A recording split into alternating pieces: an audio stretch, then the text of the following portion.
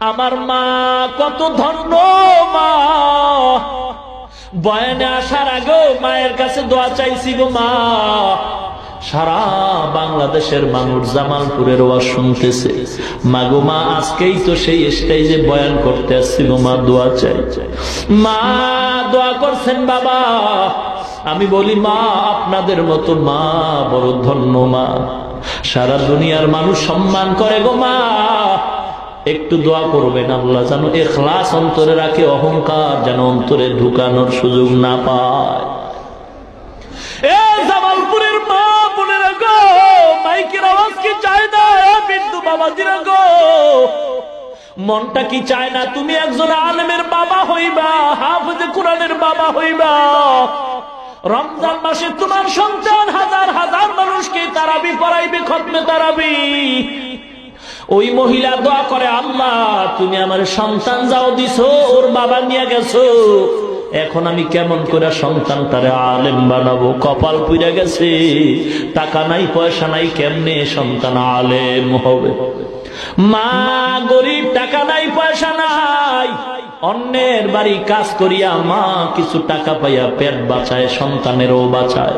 আস্তে আস্তে সন্তান যখন বড় হয়, সন্তান বুঝের হয়ে গেছে, কথা বলতে পারে, লেখাপড়ার সময় অতিক্রম হতে চলছে, সন্তানের হাত ধইরা কয়, মা আমার বুক ভরা আশা আমার পূরণ হয় নাই গো সন্তান, আমার আশা ছিল আমি তোমার হাফেজ বানাবো, আলেম বানাবো, না না তোমার বাবা নাই, আমি গরিব, অন্যের ঘরে কাজ করে জীবন চালাই, যাও তুমিও নাই না যাও, অন্যের বাড়ি যদি কোনো কাজ পাও কাজ করে পেট বাঁচাও, কিন্তু আমার কাছে আর রাখার সুযোগ নাই, লেখাপড়া করানোরও সুযোগ আমার হবে না। সন্তান মায়ের থেকে চলছে, গ্রামে হাঁটতেছে, এক বড় লোক সন্তানের চেহারা দিয়ে তাকায়, বড় মায়া লাগছে, আয় বাবা আয়, কই যাও? বলে আমি গরিবের সন্তান, আমি কাজ তালাশ করি। কয় আমার বাড়ি থাকবি, আমার বাড়ি কাজ করবি, আর আমার কিছু গরু আছে দেখাশোনা করবি, তোর খানা বেতন কাপড় যা দরকার আমি সব ব্যবস্থা করে দিব। এতিম সন্তান ওই বাড়ির গরুর রাখাল হয়। এ মুসলমান ইমানদার, মাদ্রাসায় পড়নেওয়ালা কেউ বিপদে নাই, বড় শান্তিতে আছে গো। কারণটা কি? ওরা আল্লাহকে চায়, আল্লাহ তাদেরকে সবকিছু ব্যবস্থা করে দেয়, ঠিক কি না? কত গরিব, টাকা নাই পয়সা নাই, মাদ্রাসায় পড়ে, তাকায়া দেখো অনেক ছোট্ট বাচ্চা আছে লঙ্গি কিনার টাকা নাই, যেই বাচ্চা ঘরে মা প্লেট দুয়া দেয়, লঙ্গি দুয়া দেয়, ওই বাচ্চা মাদ্রাসায় গিয়ে এখন নিজের হাতে লঙ্গি দই, আছে না নাই? নিজের হাতে খানা খায়, ঘরে তরকারি না হইলে, ভালো না হইলে খানা খায় না, কিন্তু মাদ্রাসায় গিয়া যা পায় তা খায়, কোনোদিন প্রতিবাদ করে না রে বাবা। এত কষ্ট করে জীবন চালায়, কত গরিব। আজকে অনেকে গরিব দেখলে চোখ রাঙ্গায়, গালি দেয়, ধমক দেয়।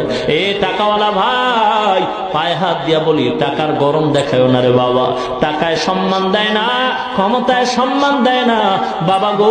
গরিব রে ধমক দিও না, গরিবের ভিতরে এমন সম্পদ আছে, এই সম্পদের কারণে আমার মাওলা নবীর মাধ্যমে সুসংবাদ দিছেন, গরিব ওই সম্পদের কারণে বড় লোকের 500 বছর আগে জান্নাতের মেহমান হয়ে যাবে। মুসলমান ইমানদার, আল্লাহর দরবারে হাজার শুকর। যুবক ভাই গো, মাদ্রাসায় লেখাপড়া করেছি, কত কষ্ট করে পড়েছি, আমার মাওলা ছাড়া কেউ জানে না। ইলমে দ্বীন শিখে আসলাম রে বাবা, কোনো চাকরি নাই, কোনো সার্টিফিকেট নাই, কওমিয়া মাদ্রাসায় লেখাপড়া করলাম। এমন এক মাদ্রাসা, যে মাদ্রাসায় পড়লে কোনো চাকরি পাওয়া যায় না, সার্টিফিকেট পাওয়া যায় না, এমন এক কওমিয়া মাদ্রাসায় পড়ে আসছি রে বাবা। আল্লাহ সম্মান কমান নাই, এত সম্মান দান করেছেন টুপি আর দাড়ির কারণে রে বাবা। দুনিয়ার কোন বড় লোক, এমপি, মন্ত্রীরাও মনে হয় এত সম্মান পায় না। সম্মান দেওয়ার মালিক কে? নাকি টাকা, সম্পদ? টাকায় যদি সম্মান দিতে পারত, ক্ষমতায় যদি বাঁচাইয়া সম্মান দিতে পারত গো, পৃথিবীর টপ লেভেলের ধনী ক্ষমতাওয়ালা আমেরিকার ডব্লিউ বুশের গালে সাংবাদিকের জুতা মোলাকাত করতে পারত না। সম্মান আল্লাহ দান করেন রে বাবা, অহংকারী করিও শুকর আদায় করো, অপব্যবহার করিও না। সাবধান, গরিবকে ধমক দিও না। গরিবের অন্তরটা কিন্তু ছোট্ট, ওর অন্তরে কোনো অহংকার নাই। মাদ্রাসায় অধিকাংশ গরিবের ছেলেরাই আলেম হয়, কারণটা কি? তারা আল্লাহর দরবারে অন্তর ছোট কইরা কান্নাকাটি করে। বড় লোকের সন্তান হয় না কেন? ওস্তাদ যদি ধমক দেয়, টাকার গরমে ওস্তাদের বিচারের জন্য বাবা দৌড়ায়। আছে না না? এই স্কুল কলেজ ভার্সিটির ছাত্র ভাই গো, পর্দার অন্তরালের মা গো, এ যুবক ভাই, বৃদ্ধ বাবাজিরা, পায়ে হাত দিয়া বলি, ধর্মীয় শিক্ষার কত দাম। আল্লাহ পাক আজকে কোরআনের বরকতে কত সম্মান দান করেছেন। ও মা, তোমার কি মনে চায় না তুমি একজন আলেমের মা হইবা, হাফেজ কোরআনের মা হইবা? এ মা, টাকা লাগবে না, পয়সা লাগবে না। আল্লাহ পাক যদি কবুল করেন, বিনা টাকায় হক্কানি আলেম বানায় দেন। ইতিহাস হাজার হাজার পর্দার অন্তরালে বৈশা মা দোয়া করে, আল্লাহ তুমি আমাকে একটা নেককার সন্তান দাও। নতুন বিয়ে হলো 1 বছর, আল্লাহ দরবারে দোয়া করে, আল্লাহ গো তুমি এমন সন্তানের মা বাবা আমাকে বানাইও, মরণের পর সন্তান যেন আমার জানাজা পড়াইতে পারে, হাফেজে কোরআন বানাও। এমন একটা সন্তান দাও। মহিলার দোয়া আমার মাওলা কবুল কইরা নিছে, এমন ভাবে কবুল করছে, মহিলার গর্ভে আল্লাহ একটা বাচ্চা দান করেছেন, নেককার সন্তান। আল্লাহর কাছে চাইতে হয়। ইব্রাহিম নবী চাইছেন, রব্বি হাবলি মিনাস সলিহিন। ও মুসলমান ভাই, যারা বিবাহ করেন নাই, অনুরোধ করি আল্লাহর দরবারে নেককার বিবির জন্য দোয়া করেন। আর নেককার বিবি যদি আল্লাহ দান করেন, তার গর্ভেই নেককার সন্তান পাওয়া যাবে।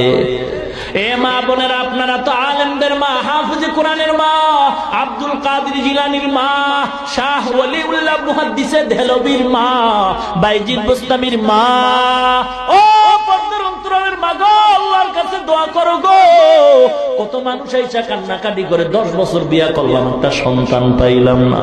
মুসলমান গো ভাই, মাজারে যাও, সন্তান পাইবা। কি গো, এ মাজারওয়ালা যদি সন্তান দিতে পারত গো, বাংলার জমিনে কোনো হিজলা থাকতো না। আমি বলবো, বাবা মাজারে চাও কেন? আল্লাহর দেওয়ার ক্ষমতা নাই? আছে নাকি দুর্বল হয়ে গেছে?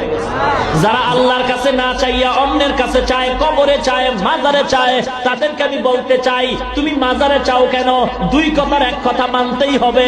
হয়তো আল্লাহ দুর্বল, না হয় আল্লাহ সবল। যদি হয়, তাহলে কেন চাও না? আল্লাহরে পছন্দ হয় না?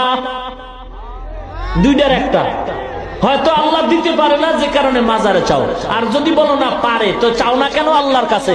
মাজারে চাও কেন? আল্লাহকে তোমার পছন্দ হয় নাই নাকি বলে? মহিলা দোয়া করছে, আল্লাহ নেককার সন্তান তুমি আমার গর্ভে দিও গো। আল্লাহ পাক রব্বুল আলামিনের দরবারে দোয়া কবুল হয়ে গেছে। আল্লাহ পাক একটা নেককার সন্তান গর্ভে দান করেছেন। সন্তানটা মা দোয়া করতেছে, গর্ভে রাইখা দোয়া কর, আল্লাহ তুমি আমার সন্তানটারে হায়াত দাও, বাঁচায় দাও, আলেম বানাবো। কিয়ামতের ময়দানে আমি আলেমের মা হইয়া আল্লাহর দরবারে পরিচয় দিব। সন্তান দুনিয়াতে আসার সময় হয়ে গেল। আল্লাহর কুদরতি পরীক্ষা, গরিবের উপরে পরীক্ষা গো। ইমানদার যত ভালো, পরীক্ষা তার কঠিন। গরিবের সন্তান মহিলা, গরিবের ঘরে আছে, সন্তান দুনিয়াতে আসা হয়ে গেল, কিন্তু আসার আগে আগে তার আব্বা দুনিয়া থেকে বিদায় হয়ে গেছে। এতিম সন্তান, মা সন্তান কোলে নিয়ে কাঁদে, আল্লাহ তুমি আমার আশাটা কি পূরণ করবা না? আমার মনে বড় আশা, আমি একজন আলেমের মা হয়ে কবরে যাব। কত আলেমের বয়ান শুইনা মনটারে মানাইতে পারি না গো। এ জামালপুরের মুসলমান, আমিও তো একটা মায়ের গর্ভের সন্তান। আমার মা কত ধন্য মা। বয়ানে আসার আগেও মায়ের কাছে দোয়া চাইছি গো মা। সারা বাংলাদেশের মানুষ জামালপুরের ওয়াজ শুনতেছে।